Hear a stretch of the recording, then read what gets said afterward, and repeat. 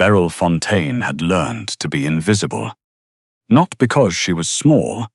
She was not small, had never been small, and had made peace with the fact that she never would be. But invisibility was a skill, like double-entry bookkeeping or reading a room in the dark, and Beryl had practiced it since she was 12 years old, which was plenty of time to get good. She was good. She moved through the private dining floor of the Alcott Club the way a shadow moved, present, useful, forgettable. Her job was numbers. She handled the books for the club's accounting office 3 nights a week, which meant she occasionally carried documents to members during dinner. When Aldous Whitmore, the club's director, wanted something signed discreetly before the end of the fiscal quarter. She was not a server. She was not supposed to be on the floor. But Aldous believed in cross-utilization, which was a polished way of saying he believed in using people who were too grateful for their jobs to complain. Beryl was grateful. She knew it. She carried the folder. The Thursday evening, Arlo Vander came to dinner.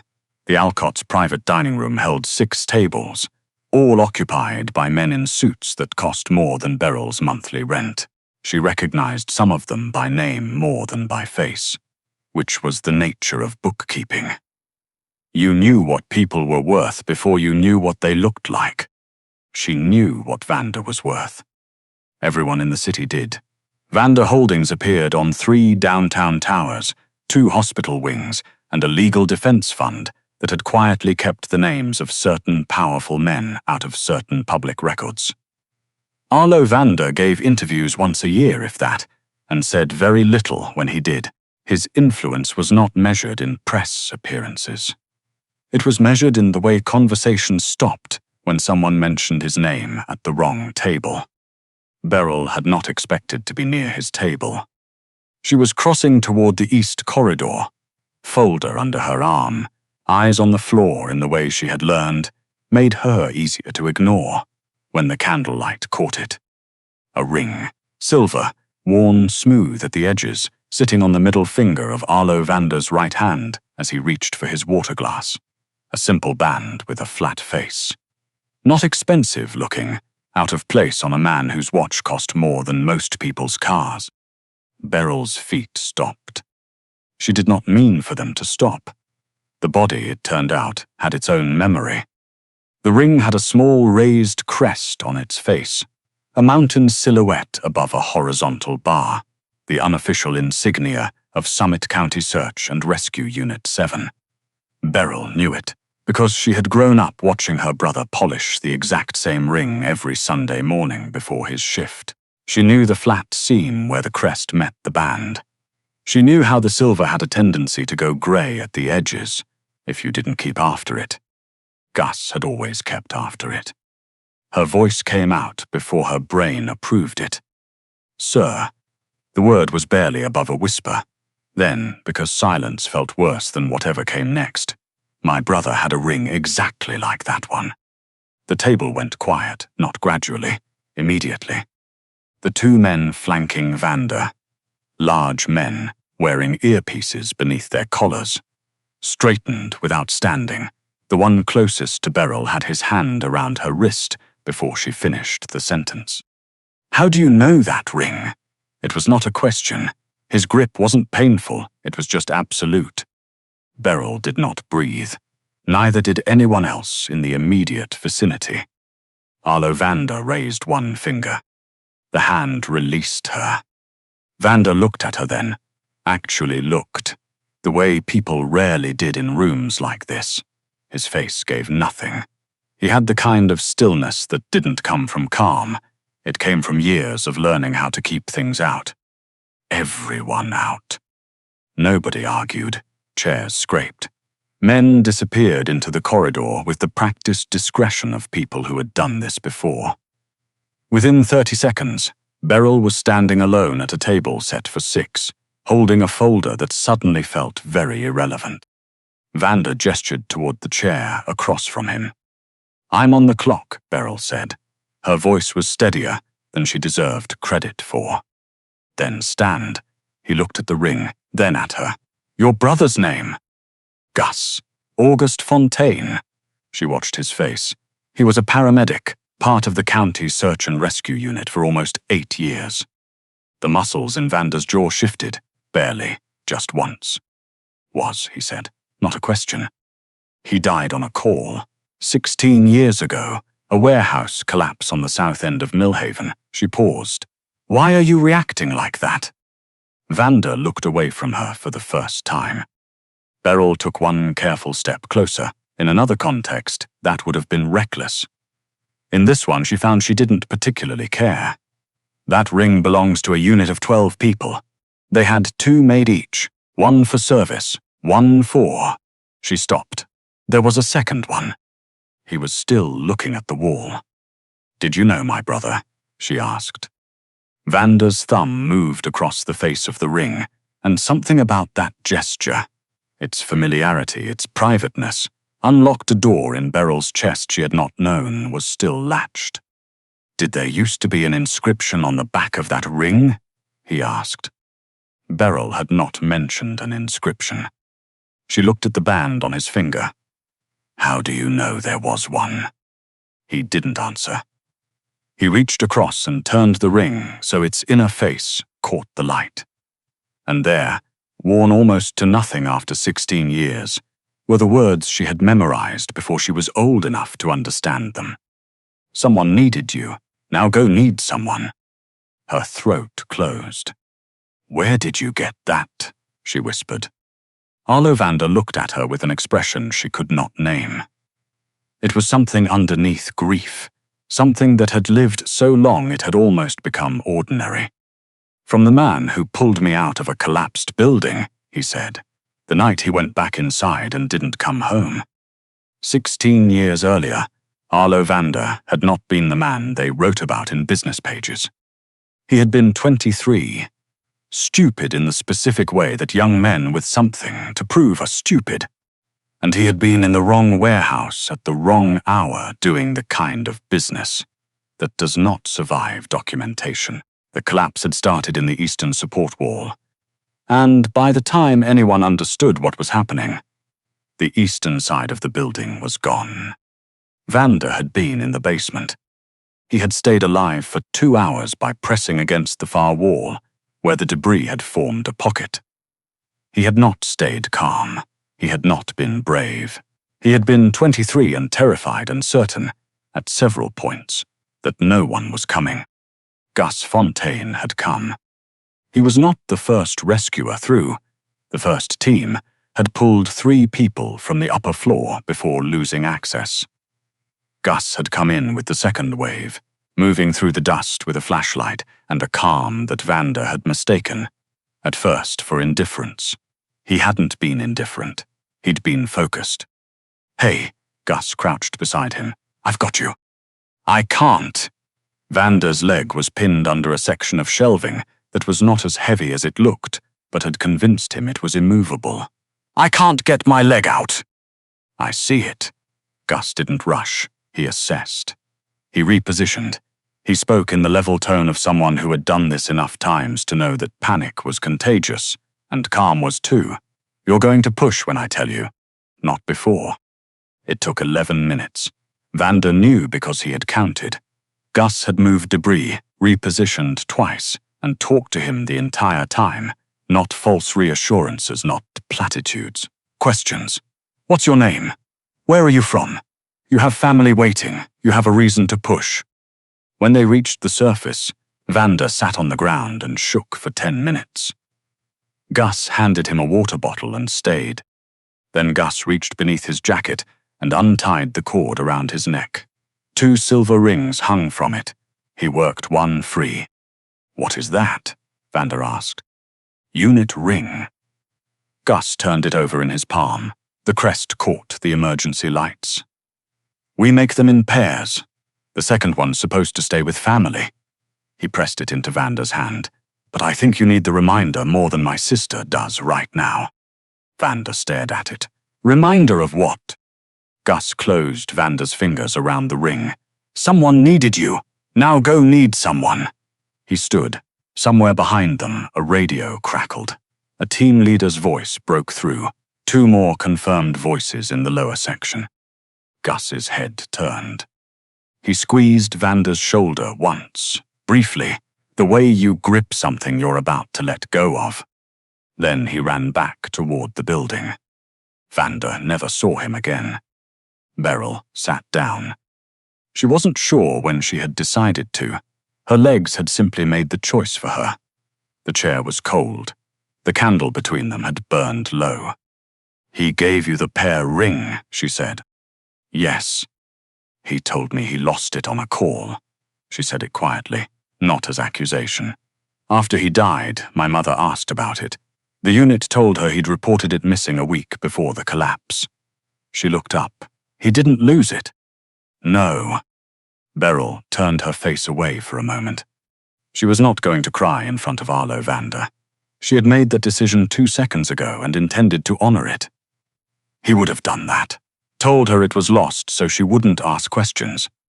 A short exhale. He was always protecting us from things that hadn't even happened yet. Vander said nothing. He seemed to understand that silence right now was more than anything else he could offer. "Did you look for him?" she asked. "For 15 years. His voice was level, but under it was a texture she recognized.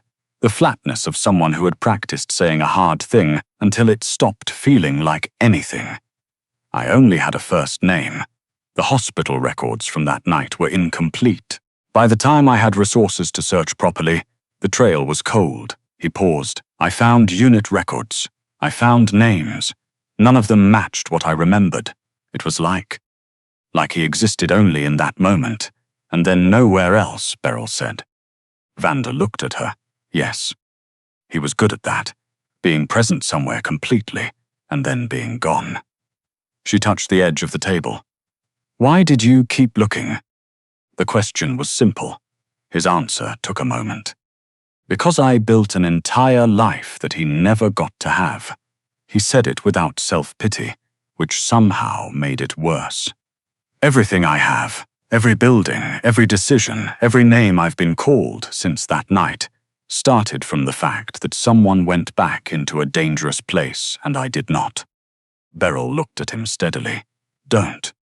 He raised an eyebrow. "Don't make surviving into something you did to him. Gus didn't give you that ring so you'd spend 15 years feeling like a debt he'd never collect." Her voice was even. He was a paramedic.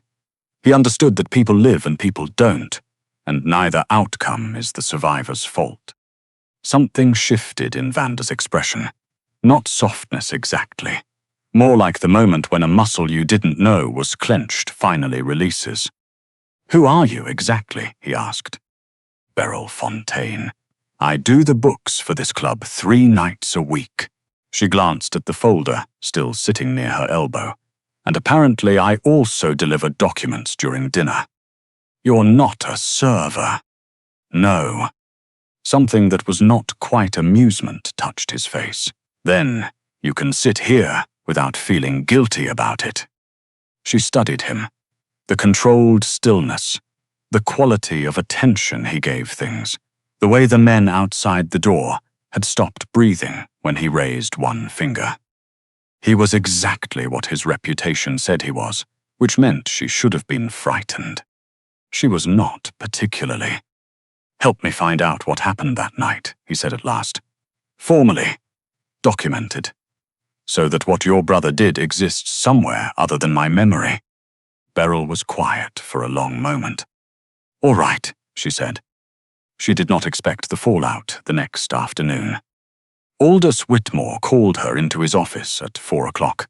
A woman from membership relations sat to one side, watching with the careful neutrality of someone deciding which direction to lean when the wind made up its mind. Aldous did not invite Beryl to sit. "We've become aware that during last evening's service, you had a private conversation with Mr. Vander, lasting approximately 45 minutes. It wasn't during service. You were on the floor, carrying documents for you. And yet somehow you ended up seated at a member's private table after his other guests were dismissed." He folded his hands. You understand how that looks." Beryl kept her voice steady. "I understand how you're choosing to interpret it." The membership relations woman had printed something. She laid the pages on the desk. She had already been through Beryl's background. The accounting degree from a state school, the 3 previous employers, the gap year after her brother died. She had confirmed Gus Fontaine had existed. She had found no documented connection between Gus Fontaine and Arlo Vander. "The club cannot allow staff to manufacture personal associations with members," Aldous said. "It creates liability." "My brother died 16 years ago," Beryl said. "I didn't manufacture anything. He saved someone's life, and that person has been looking for our family ever since." "Then you won't mind the club verifying that independently?" "Of course I don't mind. Verify it. But what I do mind is being told I fabricated my brother's memory to get a man's attention." She looked at him directly. "That is not something I will accept quietly." Aldous's expression didn't change. "Your access is suspended pending review." By evening, it was not just Aldous who knew. By the time Beryl collected her coat from the service closet, 2 colleagues she'd worked beside for 8 months stopped talking when she turned the corner. She was in the lobby, tying the belt of her coat, when she heard him. "Miss Fontaine." Vander stood near the entrance. He took in her coat, the folder under her arm, and the studied blankness on her face that people wore when they were working very hard at not feeling something in public. "He suspended you." "Pending review." She kept her voice level. "I'm fine." Vander reached into his jacket for his phone. "I can resolve this before you reach the sidewalk." "Don't." He paused. "If you call someone, if you use your name to fix this, they'll point to it for the rest of my career and say I used you exactly the way they think I did. That the whole story about my brother was calculated." She shook her head. "That's not a version of this I can live with." Vander lowered the phone. He studied her for a moment with the same quality of attention he'd given the ring the previous night. "What do you want, then?" "The truth. Documented. So that when I'm cleared, it's because the facts cleared me. Not because you made one phone call, and everyone decided to believe me out of self-preservation." He was quiet for a long time. "All right," he said. Outside, away from the lobby's light, Beryl buttoned her coat against the evening and breathed through the shakiness she hadn't let herself feel inside. Her hands trembled slightly, not from fear, from the specific exhaustion of holding yourself upright in a room full of people who had already made up their minds about you. The records were in 3 different places, which was how records from 16 years ago tended to survive. In pieces, scattered across systems that had since been updated, absorbed, or simply forgotten. Vander's people found the dispatch logs from the Millhaven collapse within 24 hours.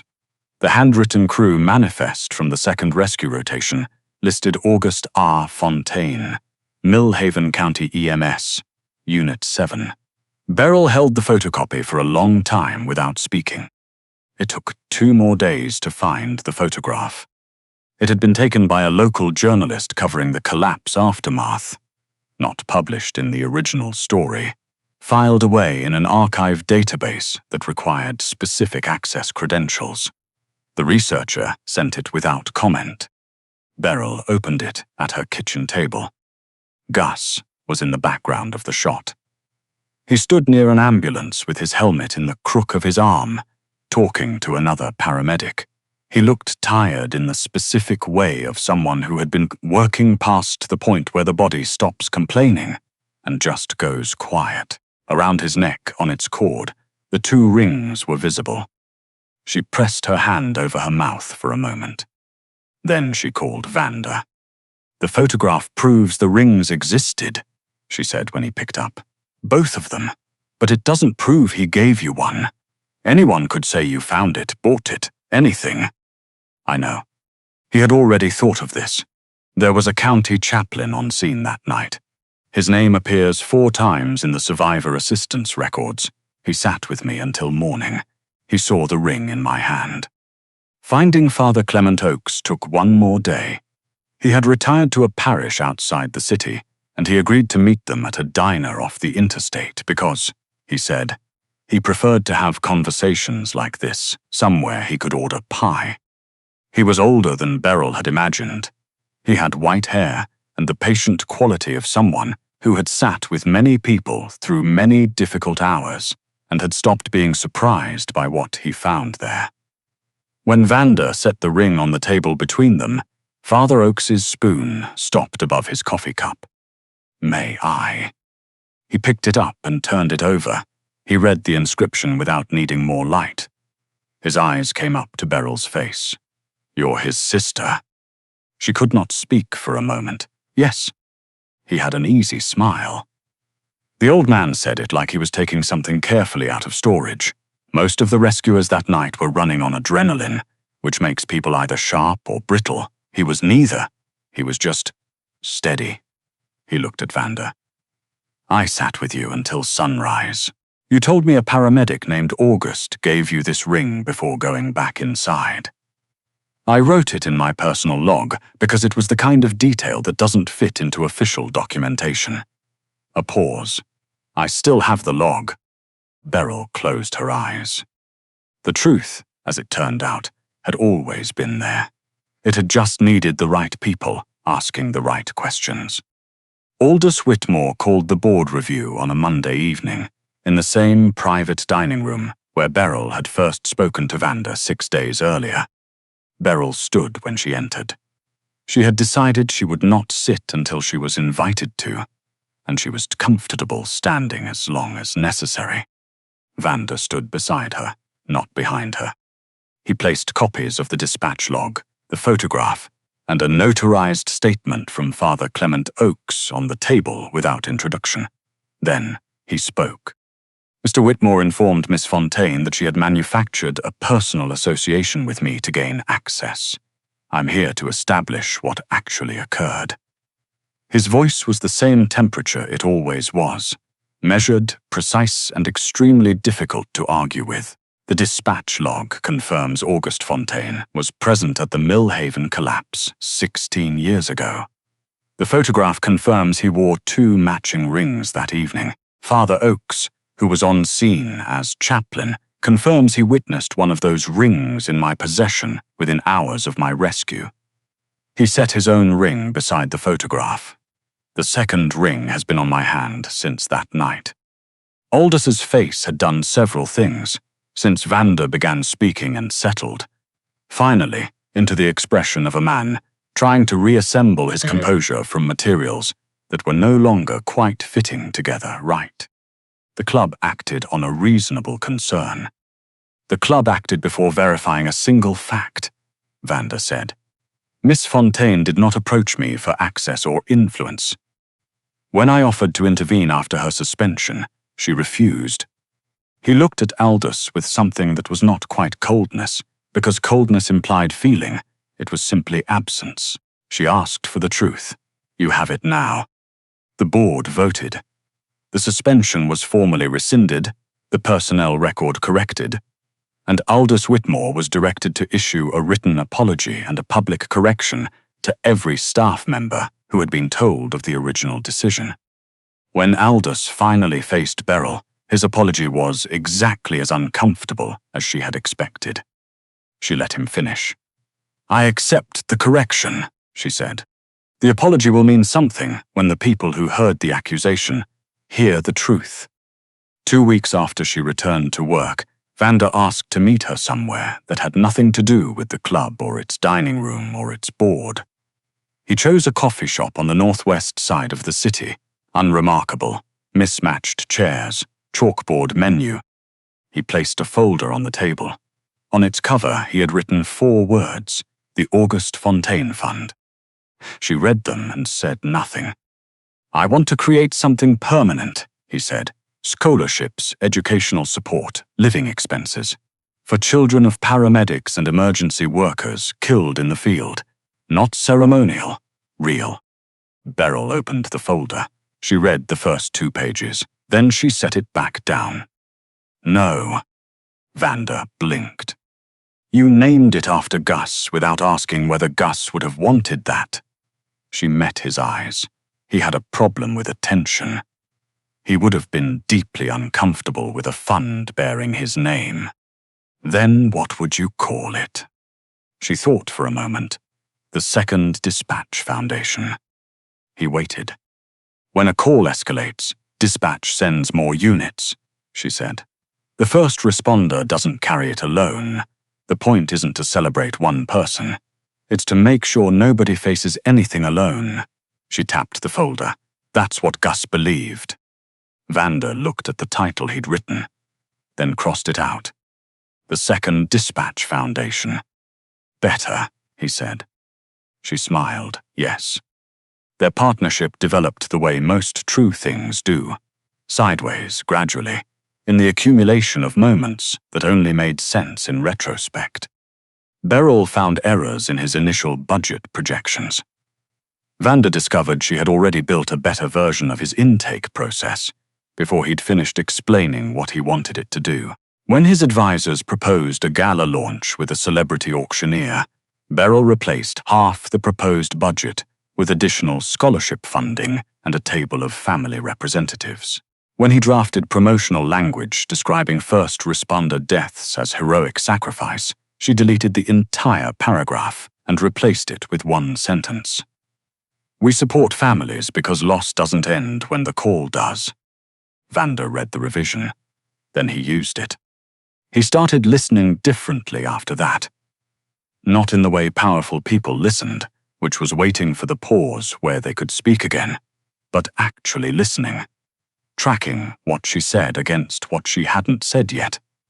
He noticed when she was tired. He noticed that when something upset her, she went quiet rather than loud. He sent her a document she'd been looking for on a Tuesday morning before she'd asked because he had anticipated she'd need it by afternoon. She also began seeing things she hadn't been looking for.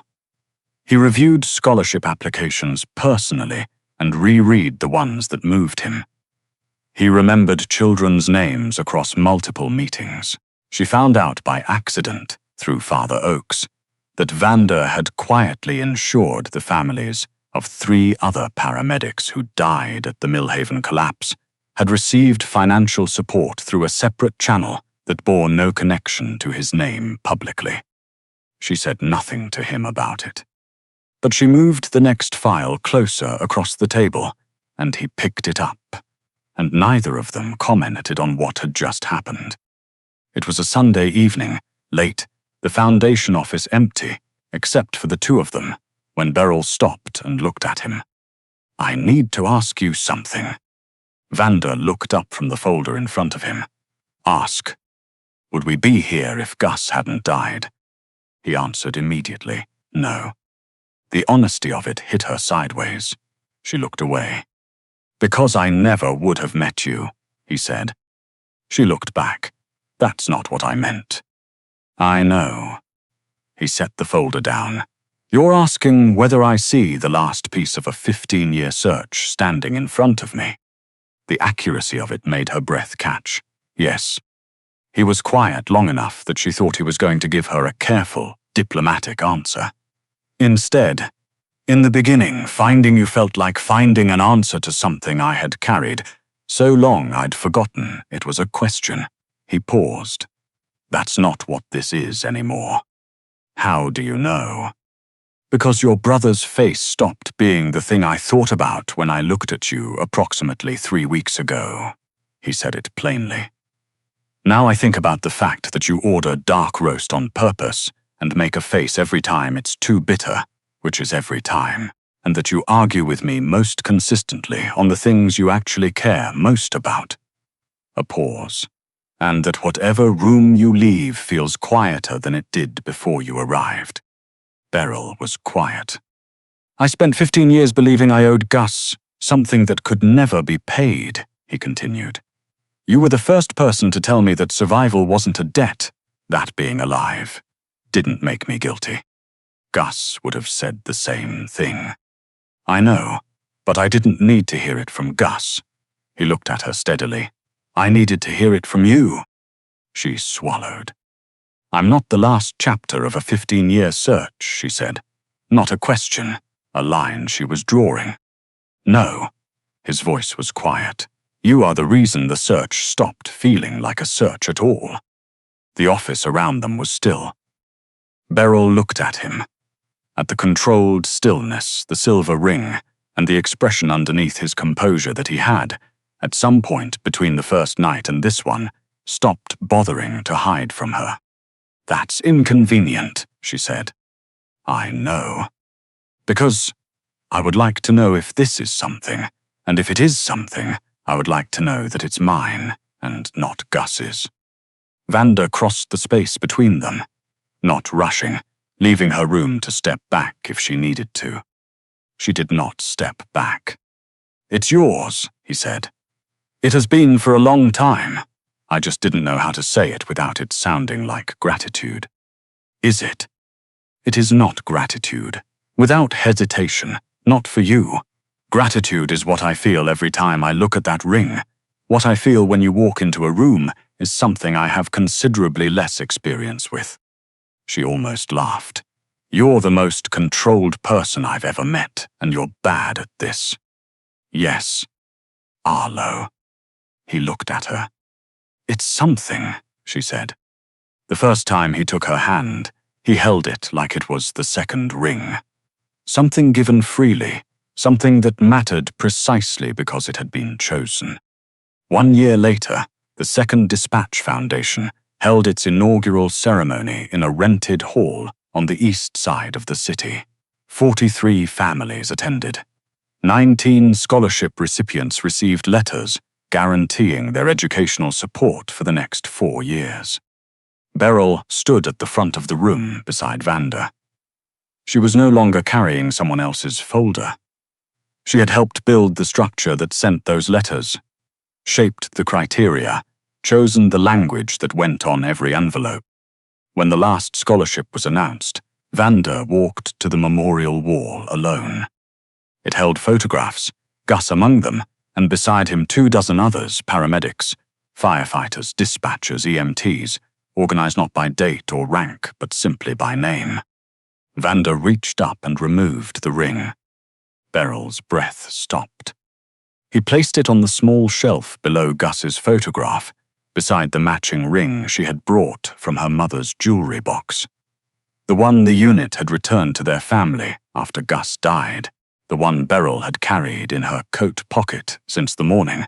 She decided to finally attend an event like this, instead of watching them from a distance. For the first time in 16 years, the pair rested together. Vanda stood there for a moment. He did not speak to the photograph. What he had to say had already been said. In every application he'd read, every family he had quietly helped, every decision he had made since a paramedic named Gus Fontaine had closed a young man's fingers around a silver ring and run back toward the dark. He turned around. Beryl came to him. Your brother gave me a second chance, he said, low enough that only she could hear. I spent 15 years thinking I owed him everything that came after. He looked at her. You taught me that a second chance isn't a debt. It's the beginning of something you actually get to choose. She pressed her hand against his chest, over the place where the ring had rested against his skin for 16 years. Behind them, someone in the hall laughed. Applause began, quiet at first, then fuller, until the whole room was on its feet, and Beryl couldn't tell anymore where the sound ended and the feeling began. Gus had gone back into a building once, believing that if you could help someone, you helped them, and then you helped the next one, and so on for as long as you were able. He had not known where it would lead.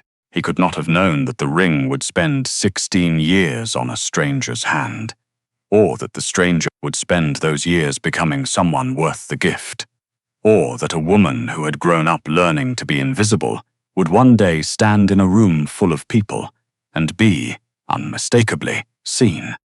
He had known only the 8 words on the inside of the band. Someone needed you, Now go need someone. Vander had needed someone. He had spent 16 years finding out who. And the ring, its work finally finished, rested where it had always been meant to rest. Beside its pair, beneath Gus Fontaine's easy smile, in a room full of people who were still carrying each other forward.